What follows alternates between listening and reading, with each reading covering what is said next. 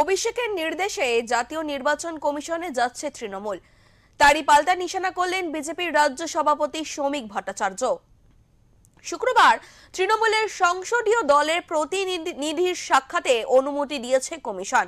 Commission Trinamool বৈঠকের সরাসরি সম্প্রচারের দাবি অভিষেকের। কমিশন স্বচ্ছ হয়ে থাকলে কেন বন্ধ দরজার আড়ালে রয়েছে? নির্বাচন কমিশন কি স্বচ্ছতার প্রমাণ দিতে রাজি? এক্সপোস্টে প্রশ্ন করেছেন অভিষেক বন্দ্যোপাধ্যায়। এক কথায় নির্বাচন কমিশনকে চ্যালেঞ্জ করেছেন তিনি। তারই পাল্টা জবাবে এবার তৃণমূলকে বিটলেন শ্রমিক ভট্টাচার্য।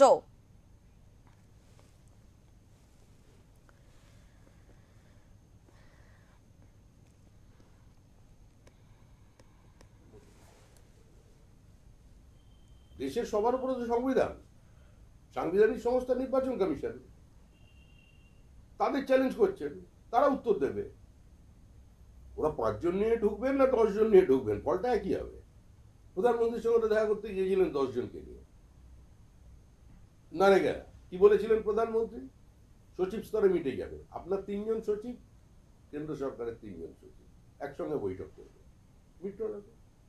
কারণ তৃণমূল কংগ্রেস যেটা করে আকাশ কুসুম কল্পনা, অবাস্তব দাবি।